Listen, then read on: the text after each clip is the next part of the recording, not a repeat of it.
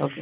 Hola, hola, queridos amigos, muy buenos días. Gracias por estar con nosotros en su programa Café con Leche, la voz de los latinos en América. Estamos transmitiendo desde Hermosa, 1470 AM, 96.9 FM. Les habla Lilia Galindo y me acompaña Thomas Elias. Hola, good morning. Good morning, Lilia. So we can talk today, if you want, about some of the polls that are showing that Kamala Harris has a pretty good chance of winning the election, and we can talk about why. It's only a possibility right now, though. There's nothing definite.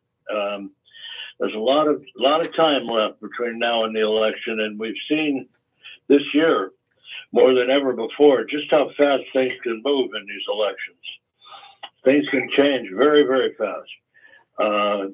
Some of the things that have never happened before in a presidential election are a candidate dropping out in July and then virtually appointing his successor who's to run. And that's what happened when Biden dropped out and named Kamala Harris to get all his delegates to the Democratic convention. And that's why she's the nominee. She's never won a primary election for president anywhere, ever. In 2020, she dropped out of the race before the Iowa caucuses, the first election of the primary season. So she's not really a proven quantity in terms of drawing votes. But the polls are showing she has a very good chance. For instance, the New York Times Siena poll, which was out yesterday, it's a very new poll. It shows that she has a 2-point lead nationally. And there's virtually no undecideds. Only about 2% of the voters are undecided right now. Pretty much everybody has made up their mind at this point. And the voting in California is going to begin in about 2 weeks, by the way. The ballots are going to show up in our mailboxes very soon. Now, it's not that popular vote that I just mentioned, the national vote, that really counts, though, because out of the last 4 presidents, 2 of them have not won the national vote. They've been elected because of the Electoral College. Now, each state gets a certain number of votes in the Electoral College, and the votes they get are based on the total number of senators and congressmen there are from that state. So California, which has 52 people in the House of Representatives, gets 54 votes. But Delaware, which has 1 person in the House of Representatives, gets 3 because it also has 2 senators. So a vote in Delaware, 1 vote in Delaware is actually worth a lot more than 1 vote in California. And so that's why we come down to what's called the swing states that actually have been deciding the last few elections. These are states that have very, very close elections frequently. We're talking here about Wisconsin and Michigan and Pennsylvania and North Carolina. And Georgia, surprisingly, is also a swing state. Biden carried it last time by 11,000 votes out of about 4 million cast. It's a very, very small percentage. And the time before, Trump carried it by a very, very narrow margin. Tom. So that's the swing state this year. And the polls show that right now, Trump has a 1 percentage point lead in Georgia. But on the other hand, the same polls show that Kamala Harris has a 2% lead in Michigan. And they have about the same number of votes in the Electoral College, those 2 states. I'll stop there for you. Thank you so much. Bueno, estamos hablando de ahora de la elección y cómo va a venir ya muy pronto. Dice, bueno, Kamala Harris acaba recientemente fue nominada como la candidata a presidenta. Dice, fue un cambio muy rápido. Resulta que el presidente Biden decidió dejar la contienda en julio de este año y entró ella. Es la única persona que no ha sido electa todavía como candidata. Entonces, dice, en el 2020, el caucus de Iowa, perdón, nos está diciendo que ahora tal vez Kamala tiene un buen chance de ganar. Me dijo también que en las dos últimas elecciones, en tres de las últimas elecciones, dos han sido ganadas no por el voto popular, pero por el voto electoral, y que son las elecciones de George Bush y la elección del expresidente Trump. Así es que lo que dicen los periódicos ahora es que Kamala tiene una buena oportunidad de poder ganar la contienda. Eso es lo que dice en el New York Times. Dice que ella lleva a nivel nacional una ventaja del 2%. Pero lo curioso de estas elecciones es que ahora solamente 2% de los electores no han decidido por quién van a votar, pero ya es un margen muy pequeño. Aquí en California vamos a empezar a recibir las boletas muy pronto, maybe en 2 semanas ya las vamos a tener aquí. Así es que dice, entonces lo que ha sucedido es que el colegio electoral se compone, fíjense, primero por el número de senadores que tengas y luego por el número de personas que tengas en el Congreso.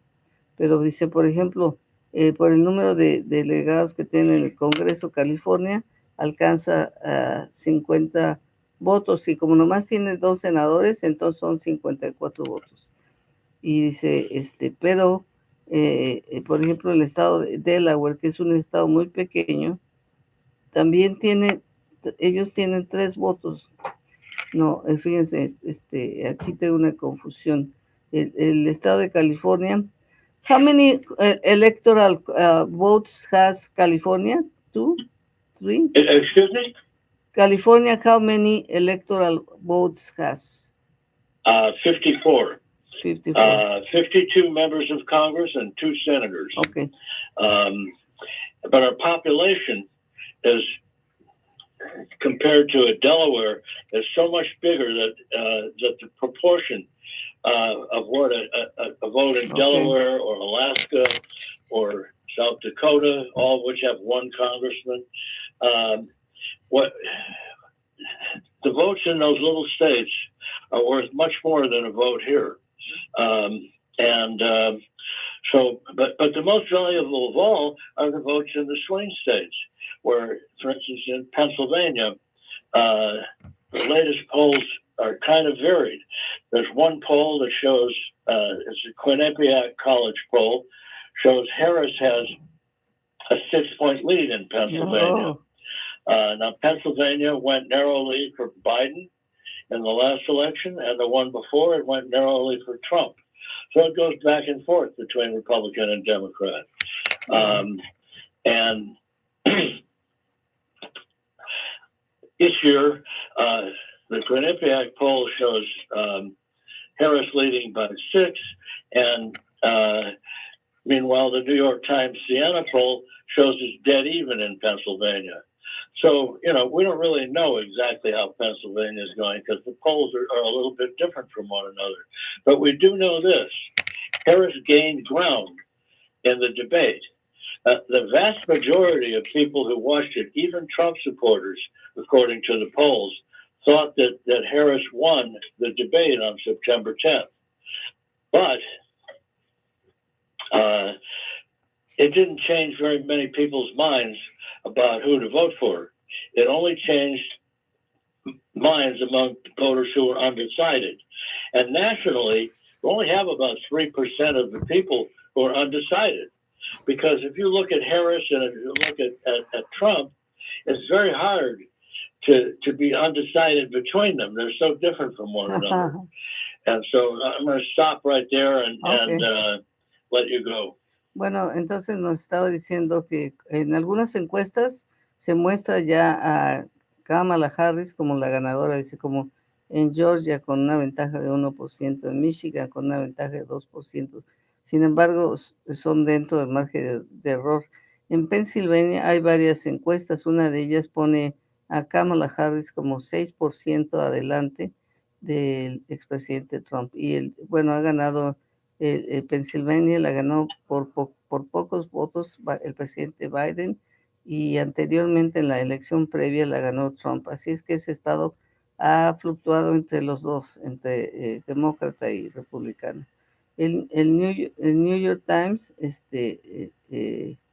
dice que en Pensilvania hay una, de verdad, está muy cerrado y no se sabe exactamente quién es el que va a ganar. Pero todos concluyen que el debate fue ganado por la uh, candidata Harris, pero que no lo quieren reconocer. Si aún republicanos dicen, bueno, pues ella ganó, pero nadie va a cambiar su mente. Y sobre todo, ahorita solamente hay 2% de personas que no han decidido por quién votar. Dice, y aquí la opción es que son tan diferentes los candidatos que no debería de haber problema para decidir exactamente qué quieres. Ok, adelante. You can continue now. All right. So what the debate did is it didn't move very many, but it did move a few.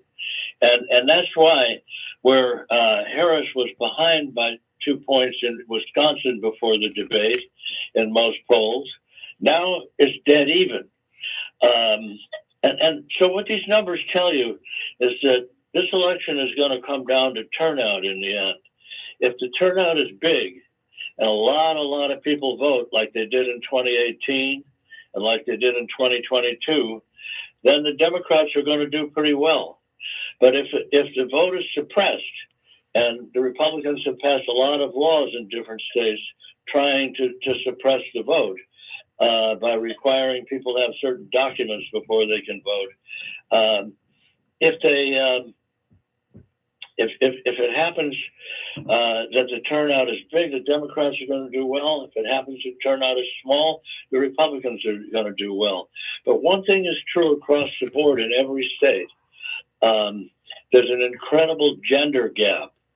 The vast majority of male voters are supporting Trump, and the vast majority of female voters are supporting Harris. And you can take that one to the bank, and you can bet on what you think the proportions will actually be. But they're going to be big in both of those ways. Bueno, pues nos está diciendo de cómo se han hecho las encuestas y qué es lo que representa.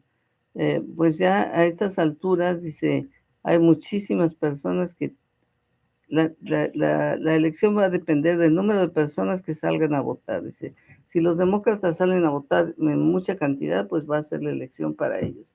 Si los republicanos salen a votar en más cantidad, pues entonces va a ser para ellos. Lo que ha sucedido es que algunos estados están tratando de intentar quitar el derecho al voto, y obviamente pues van a tener que presentar documentos para votar, un montón de cosas que los desconciertan. Sin embargo, las encuestas muestran que la mayoría de los que apoyan a Kamala Harris son mujeres, y la mayoría de los que aprueban a Trump son hombres. Así es que, dice, todavía no sabemos, pero pues pinta bien para Kamala Harris. So, what is going to happen then? When are we going to... we have only 1 minute. We're going to have the bottom line is we're going to have a very close election, and we may not know the result on election night. We may not know the result until a week later or 2 weeks later. We don't really know that yet. But we do know the election is going to actually be decided by the Electoral College, and that's where those swing states come in. And that's why Pennsylvania is the most important of the swing states, because it has 17 electoral votes. That's almost as many as Wisconsin and Michigan combined, which have 20 votes together. It's much more than Georgia, which has 12. It's much more than Arizona, another swing state where Trump is leading at the moment, which has 11. So if there's one state to watch on election night, it's Pennsylvania. Okay, Tom, se nos acabó el tiempo. The time is gone. Thank you so much for being with us. Okay, thank you very much, Lilia. Bye-bye. Next week. Hasta la vista, amigos. Les traduzco lo último a la próxima. Thank you.